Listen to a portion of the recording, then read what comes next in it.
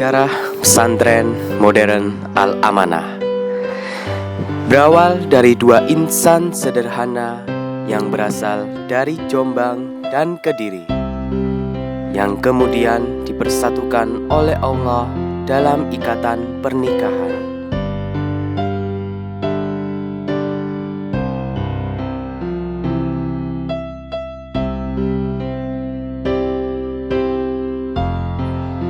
Beliau adalah Kiai Haji Nurholis Misbah dan Nyai Hajah Rifaatul Mahmudah.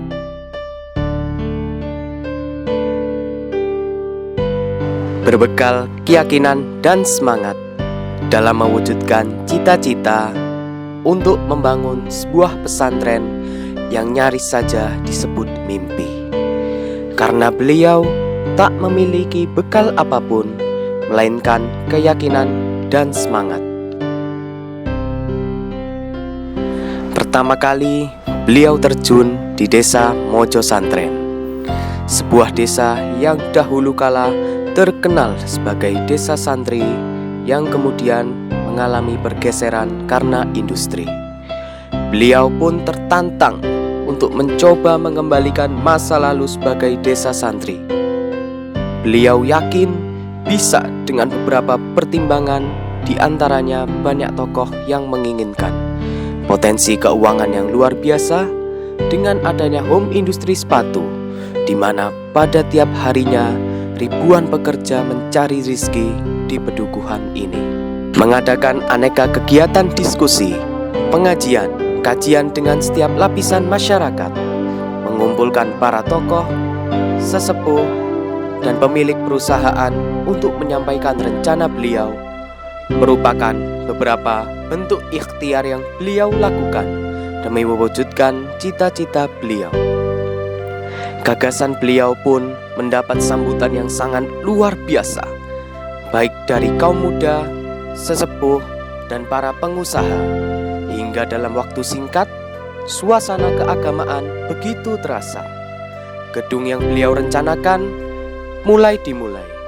Sumbangan dari tokoh masyarakat mengalir sangat lancar.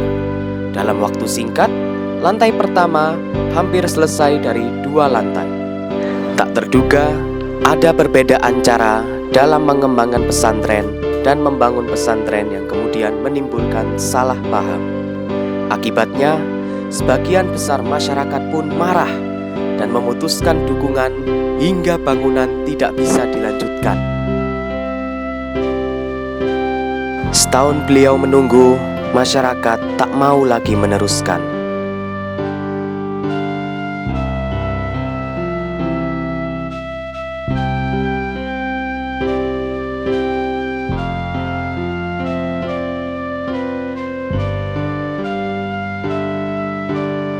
Akhirnya, dengan ketabahan dan kesabaran, beliau memohon pada Allah untuk diberikan jalan.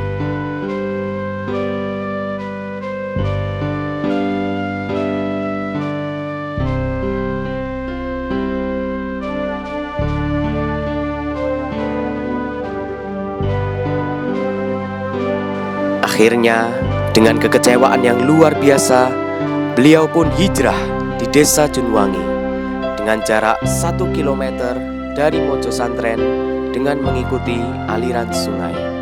Sebenarnya, beliau tak langsung masuk ke desa Junwangi. Beberapa desa beliau coba, beberapa rumah beliau lihat, tetapi kurang cocok.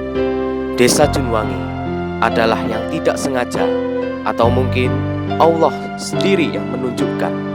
Kegagalan di Mojo Santren memang sangatlah pahit, tetapi beliau terus mempelajari dan terus berusaha untuk menjadi yang lebih baik. Di Junwangi, beliau menggunakan cara yang lain dalam menarik simpati masyarakat. Apalagi keadaan desa Junwangi sangat berbeda dengan Mojo Santren. Junwangi adalah desa yang belum tersentuh dakwah, hingga kebiasaan melakukan aneka judi, minuman keras masih marak terjadi. Satu musola kecil di pedukuhan tempat beliau tinggal tidak ada jamaahnya kecuali pemilik musola dan seorang putranya.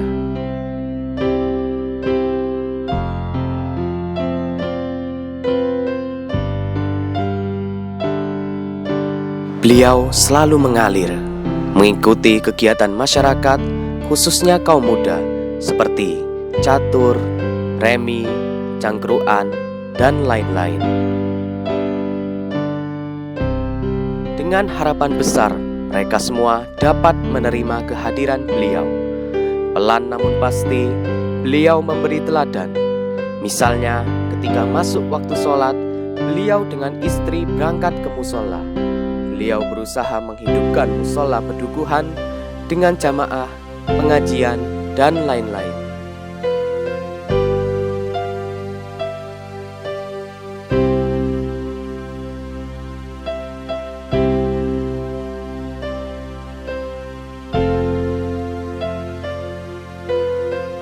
Pesantren tersebut mulai beliau rintis setelah musola kampung berjalan dengan sempurna. Jamaah 5 waktu terlaksana dengan sangat baik. Di rumah kontrakan, beliau mengajar ngaji anak-anak kecil mulai duhur hingga larut malam pada tiap harinya. Anak yang mengaji pun bertambah banyak. Cita-cita semakin kuat, keyakinan beliau makin sempurna.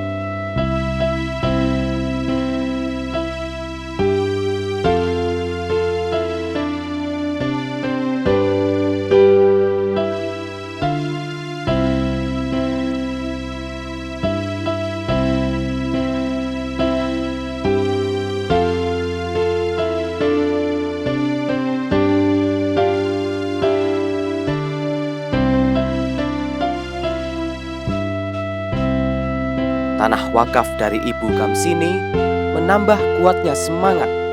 Rumah tetap kontrak, tanah wakaf mulai beliau pondasi.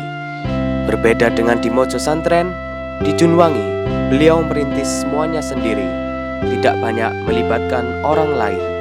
Ternyata hal tersebut tidaklah mudah.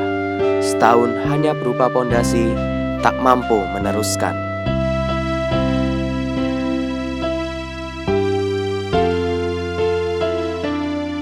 Baru pada tahun 1992, beliau menyempurnakan pesantren. Dan pada bulan Agustus, Kiai Haji Soleh Qosim, pengasuh pondok pesantren An-Nidhomiyah Ngelom, beliau rawuhkan untuk mengiringi berdirinya pesantren dengan doa-doa beliau dalam acara penting itu. Saat itu, baru ada 2 santri mukim dari desa tetangga. Selebihnya adalah putra-putri anak tetangga.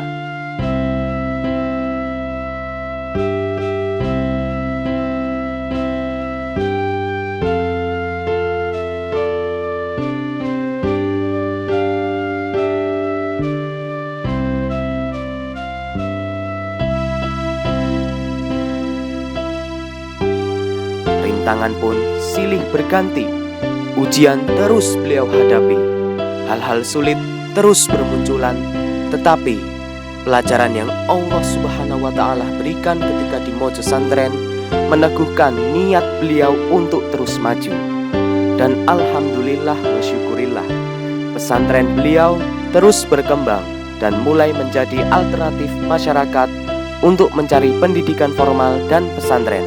Dan hingga saat ini hampir 1000 calon santri yang mendaftar di pesantren beliau setiap tahunnya.